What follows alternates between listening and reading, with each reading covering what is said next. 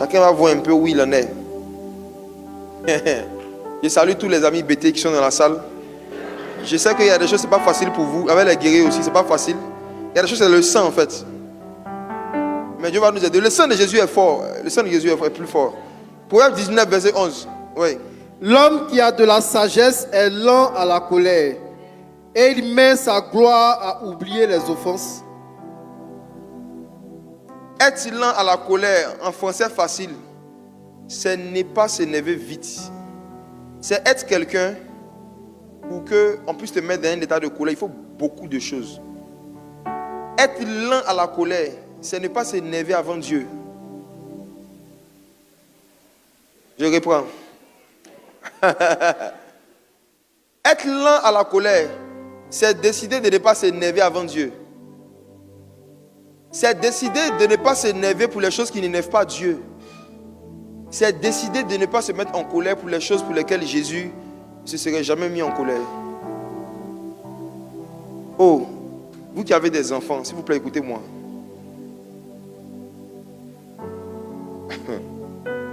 Supposons que tu n'aimes pas que les enfants laissent leurs chaussures à l'entrée du salon.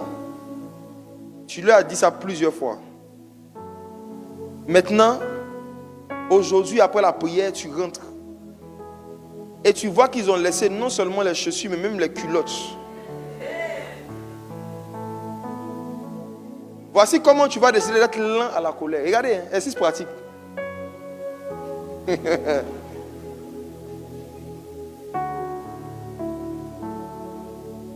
Quelqu'un a fait quelque chose que tu n'aimes. Tu lui as dit de ne pas faire, de ne pas faire. Il fait encore. Tu dois te poser une question si tu ne veux pas que ton cœur s'énerve avant Dieu. Si Jésus était là, est-ce que Jésus peut s'énerver parce que quelqu'un a mis chaussures au salon? Non. En fait, être lent à la colère, c'est aussi décider de ne pas se mettre en colère pour les choses pour lesquelles Dieu ne se met pas en colère. Il faut faire la différence entre ce que toi tu n'aimes pas et ce que Dieu n'aime pas. Et décider que toi tu ne vas pas te mettre en colère pour les choses que toi tu n'aimes pas. Mais si tu dois te mettre en colère pour quelque chose, c'est pour les choses que Dieu n'aime pas. Maintenant, est-ce que c'est Dieu qui a dit on n'a pas mettre chaussures à l'entrée du salon? C'est une règle de discipline. Mais est-ce que Jésus pourrait se mettre en colère pour cette règle que toi tu as établie? Sinon, prends la décision que je peux établir des règles dans la maison. Mais si jamais les rebelles, les désobéissants et les mauvais décident d'enfreindre les règles, c'est ce qu'ils sont. Si jamais les désobéissants, les rebelles et les mauvais décident d'enfreindre les règles, je ne vais jamais me mettre en colère pour ça. Ça ne veut pas dire que je ne dois pas sanctionner. Mais on peut sanctionner sans s'énerver. Lent à la colère. C'est-à-dire que je ne vais pas me fâcher pour des choses pour lesquelles le Saint-Esprit ne se fâche pas. Je vais juste demander qui a fait ça. Tu te désignes. Ça fait combien de fois je t'ai dit de ne pas faire ça? 15 fois? Ok. Apparemment, il y a des messages que des enfants ne comprennent pas en parole, mais en acte. Oui, oui. Il y a des choses. Heureusement que le royaume des cieux aussi ne consiste pas en parole. Il y a des leçons là. Il y a des leçons là. Si tu veux que je sois dans la vie de l'enfant, il ne faut pas me mettre ça dans ses oreilles, mets ça dans son corps. Yeah. Il y a des leçons. Si tu veux que ce soit dans sa vie, qu'il n'oublie jamais, mets ça dans son corps. Les choses pour lesquelles on nous a chicoté quand on était petit, ça on a oublié.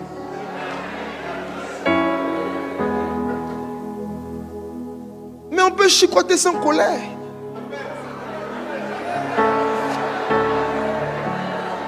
Oui. Quelqu'un me demande, enfin comment? Je suis là pour t'expliquer. La douceur. Donc, regarde. Les parents qui sanctionnent les enfants ou qui punissent les enfants dans la colère, c'est eux qui les blessent, c'est eux qui les insultent, qui les maudissent, et puis après, maintenant qu'ils viennent encore les bénir après. C'est ridicule, hein? Parce que tu le maudis, parce que tu reviens encore, tu le poses, c'est bien que Dieu soit avec toi. Pour éviter de se retrouver dans ça, là, tu dois prendre une décision, surtout, je parle d'abord aux parents. Hein.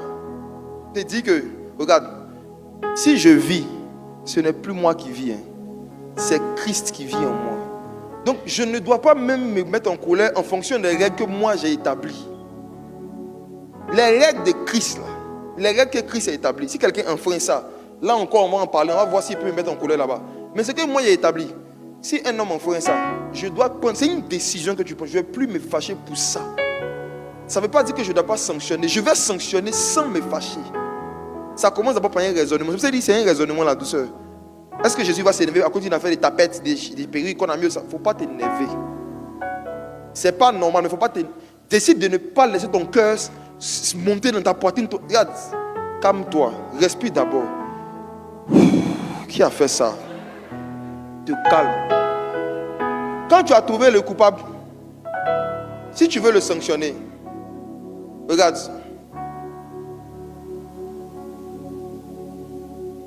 Ça dépend de la sanction aussi. Hein. Voilà. Tu choisis ta sanction et puis tu te dis encore en toi-même. C'est ce que tu te dis en toi-même qui est important. Saint-Esprit, tu as dit que celui qui éloigne la verge de l'enfant n'aime pas son âme. J'aime son âme.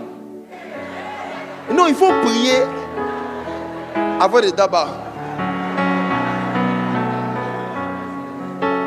Regardez, tout ce qu'on prie avant de faire, on le fait pousser par l'esprit.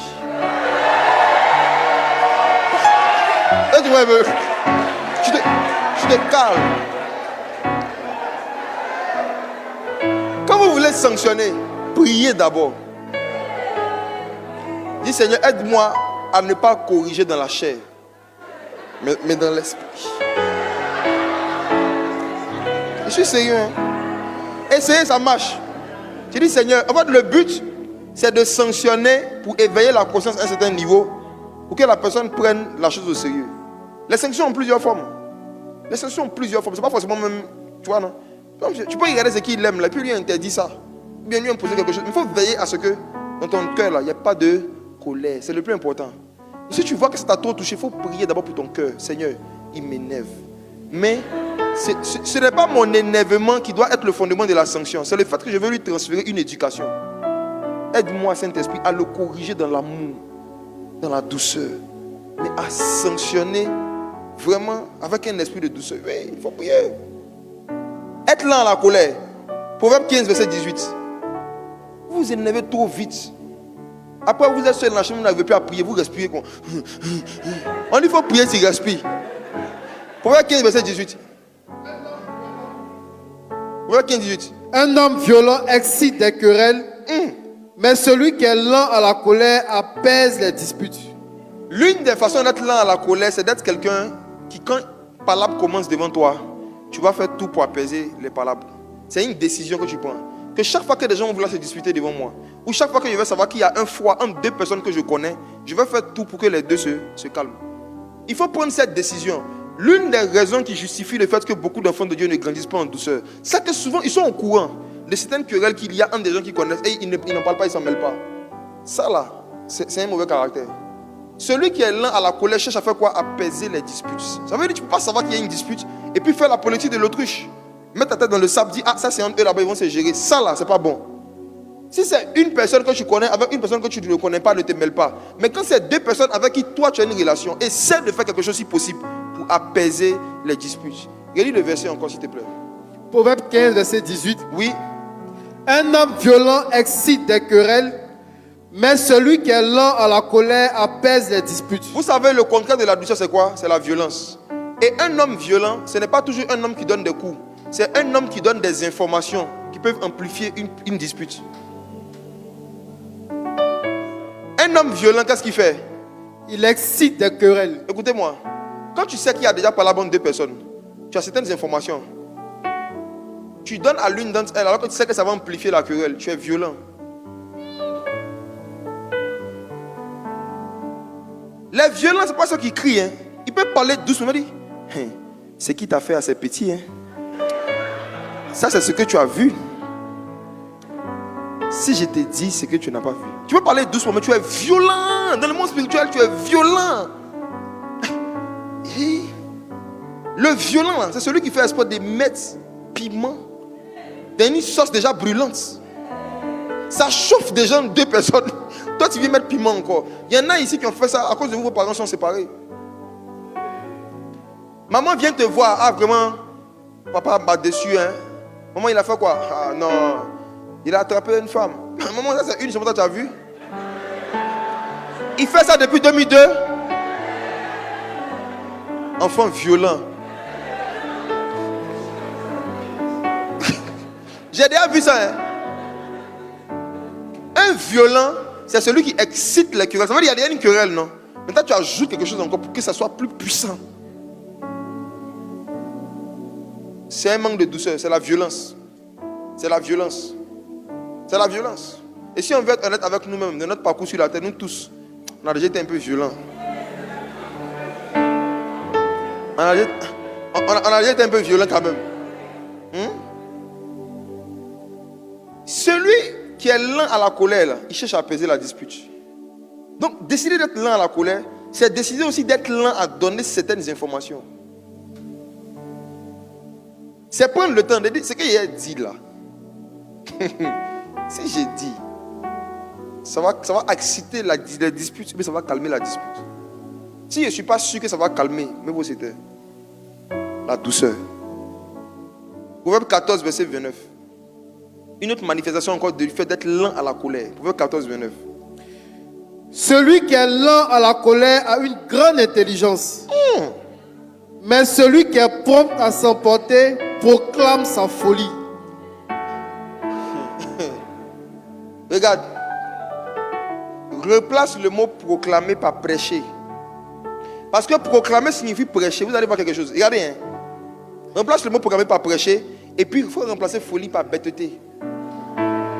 Et puis relis, on va voir quelque chose. Celui qui est lent à la colère a une grande intelligence. Une grande intelligence, oui. Mais celui qui est prompt à s'emporter prêche sa bêteté.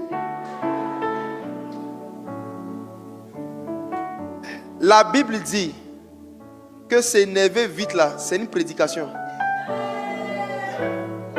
Chaque scène d'énervement rapide est une scène de prédication. Maintenant, tu prêches quoi quand tu t'énerves vite? Il dit, celui qui est prompt à s'emporter, celui qui se fâche vite, qui s'énerve vite, il est en train de prêcher qu'il est bête. Ça veut dire que quand tu t'énerves vite, dans le monde physique, ça ressemble juste à tu es énervé. Mais dans le monde spirituel, les gens entendent, je suis bête, oh!